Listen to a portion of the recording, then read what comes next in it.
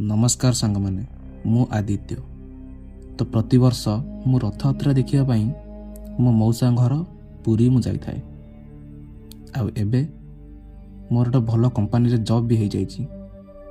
तेणु से मु डिसाइड कली कि मु निजे जाई मो मौसा घर रथयात्रा देखा जीवी। आउ ता पर दिन मो मौसा सांगे कथबार्ता हो संध्या 6टार बस रे चढ़ीगली।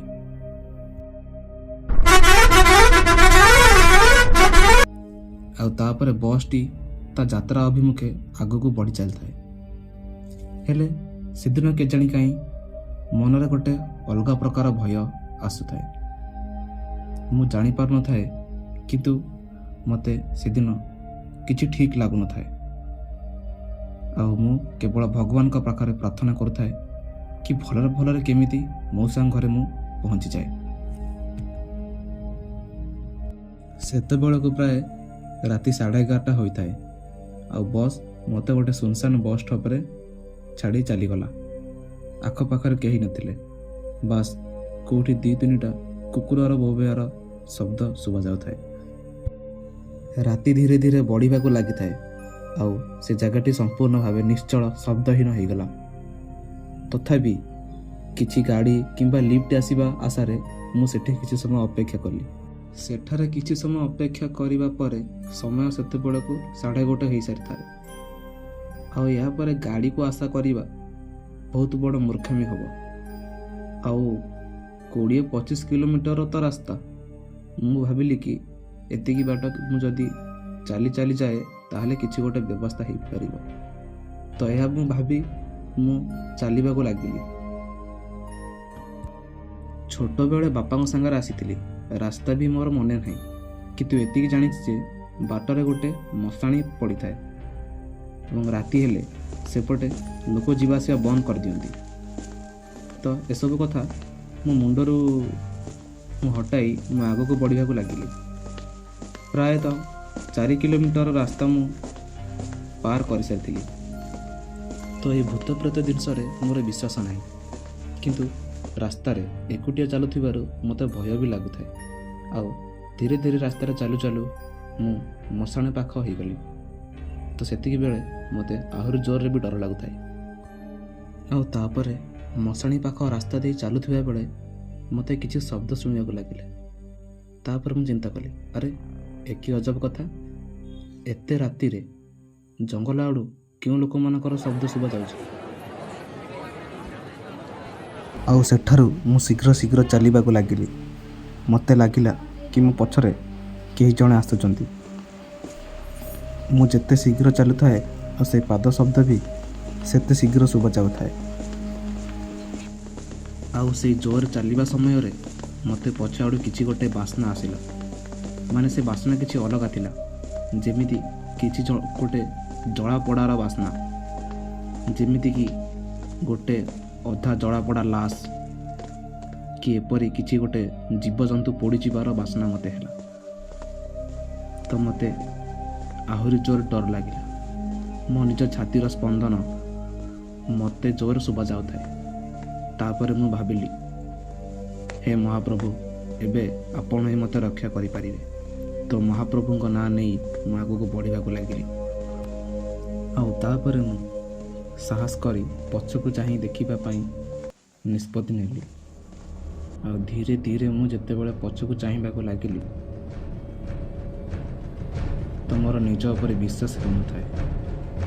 सेठारे किछि अजीव जंतु कि मनीष ताहा किछि स्पष्ट भाव देखा जाउ नथाए और सेमाने मते चाहि ही रहिता। तापर मु जोर दौड़िबा को लागिली। मु आग पछ न चिंता करी जोर दौड़िबा को लागिली। दौड़ी दौड़ी दौड़ी मु गोटे जगार अचेता अवस्था पड़गली। किछि समय पर मो आखि खोले तो मु गोटे छोटिया गाँव रे आसी पहुँची जाइतिली। धीरे धीरे मो आखि खोलिला परे मो आगरे जड़े वयस्क लोक मु देखा पाइली। बयस तांकर पाखापाखि 60 ରୁ 70 वर्ष हेब। आउ से हाथ रे गोटे ठेंगा धरी छिड़ा होते। ତାପରେ ସେ ମୋତେ ପଚାରିଲେ, ଆରେ ବାବୁ କିଏ ତମେ, ଆଉ ଏତେ ରାତିରେ ଏଠି କ'ଣ କରୁଛ? ତାଙ୍କ କଥା ଶୁଣି ମୁଁ କିଛି ସମୟ ଚୁପ୍ ରହିଗଲି। ତାପରେ କିଛି ସମୟ ପରେ ମୁଁ ଗୋଟେ ଲମ୍ବା ନିଶ୍ୱାସ ନେଇ ମୁଁ ପଚାରିଲି, ଆରେ ମଉସା ତମେ କିଏ, ଆଉ ଏତେ ରାତିରେ ଏଠି କ'ଣ କରୁଛ? ତାପରେ ସେ ମୋତେ କହିଲେ, ମୁଁ ଜଣେ ରୋଷେଇଆ, ମୁଁ ମହାପ୍ରଭୁଙ୍କ ପାଇଁ ମହାପ୍ରସାଦ ପ୍ରସ୍ତୁତ କରିଥାଏ, ଆଉ ଏତେ ରାତିରେ ତମ ଶବ୍ଦ ଶୁଣି ମୁଁ ଏଠାକୁ ଆସିଲି। ସେଠି ପାଖରେ ଥିବା ତାଙ୍କ ଘରକୁ ମୋତେ ଡାକିକି ନେଇ ଯାଇଥିଲେ। ତାପରେ ମୋତେ ଗୋଟେ ପାଣି ଗ୍ଲାସ୍ ପିଇବାକୁ ଦେଇଥିଲେ।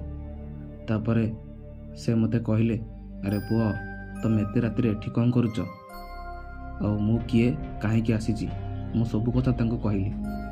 ଆଉ ସେ ମୋତେ କହିଲେ, ଏତେ ରାତିରେ ସେ ବାଟରେ ଲୋକମାନେ ଯିବା ଆସିବା ବନ୍ଦ କରିଦିଅନ୍ତି, ଆଉ ତମେ ସେଇ ବାଟେ ଆସିଲ। କିଛି ସମୟ ପରେ ସେ ମୋତେ ମହାପ୍ରଭୁଙ୍କର କିଛି ଅଭଡ଼ା ଆଉ ଡାଲମା ଖାଇବାକୁ ଦେଇଥିଲେ, ଆଉ ତାହାକୁ ମୁଁ ଖାଇ ସେଠି କିଛି ସମୟ ମୋ ଆଖି ଲାଗିଗଲା। ତାପରେ ମୁଁ ଭାବିଲି କି ମଉସାଙ୍କୁ ଫୋନ୍ କରି ଜଣାଇବାଟା ଠିକ୍ ହେବ ନାହିଁ, ସେ ବ୍ୟସ୍ତ ହୋଇଯିବେ, ଆଉ କାଲି ସକାଳେ ହେଲେ ମୁଁ ଶୀଘ୍ର ଏଠୁ ଚାଲିଯିବି। ଆଉ ସେଠି ରାତି ମୁଁ ଯେମିତି ସେମିତି କଟେଇ ଦେଲି। କିଛି ସମୟ ପରେ ସକାଳ ପାଇଲା। ସକାଳ ହେବା ମାତ୍ରେ ମୁଁ ଯେବେ ଆଖି ଖୋଲେ ତ କିଛି ଆଶ୍ଚର୍ଯ୍ୟଜନକ ଜିନିଷ ଦେଖିବାକୁ ପାଇଲି। ସେଠାରେ ମୋ ଛଡ଼ା ଆଉ କେହି ନଥିଲେ। କବାଟଟି ଭିତରୁ ବନ୍ଦ ଥାଏ, ଆଉ ସେଠି କେବଳ ରହିଯାଇଥିଲା ମହାପ୍ରଭୁଙ୍କର ଗୋଟିଏ ଫଟୋ। ଆଉ ମୁଁ ସେଇଠୁ ଥାଇକି ମହାପ୍ରଭୁଙ୍କୁ ମୁଣ୍ଡିଆ ମାରିଲି।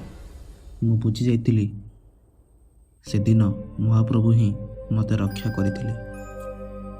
ତାପରେ ସାଙ୍ଗେ ସାଙ୍ଗେ ମଉସା ଗାଡ଼ି ନେଇ ସକାଳେ ସକାଳେ ସେ ଗାଁରେ ପହଞ୍ଚି ଯାଇଥିଲେ। ଆଉ ମୁଁ ଏଇ ବିଷୟରେ ମଉସାଙ୍କୁ କିଛି ବି କହିନି, କି ଆଜି ପର୍ଯ୍ୟନ୍ତ କାହାକୁ ବି କହିନି। ତ ସାଙ୍ଗମାନେ, ମହାପ୍ରଭୁ ଜଗନ୍ନାଥ କେବେ ବି ନିଜର ଭକ୍ତକୁ ଅସୁବିଧାରେ ଦେଖିପାରିବେନି, ଆଉ କୌଣସି ନା କୌଣସି ରୂପରେ ଆସି ସେ ରକ୍ଷା କରିଥାନ୍ତି। ତ ସାଙ୍ଗମାନେ, ଭିଡ଼ିଓଟି ଭଲ ଲାଗିଥିଲେ ଲାଇକ୍ ଗୋଟେ ନିଶ୍ଚୟ କରନ୍ତୁ, ଏବଂ ଆହୁରି ଏପରି ଭିଡ଼ିଓ ଦେଖିବା ପାଇଁ ଆମ ଚ୍ୟାନେଲକୁ ସବସ୍କ୍ରାଇବ୍ କରନ୍ତୁ। ରହିଲି, ଦେଖା ହେବା ଆଉ ଗୋଟେ ଭିଡ଼ିଓରେ। ଜୟ ଜଗନ୍ନାଥ।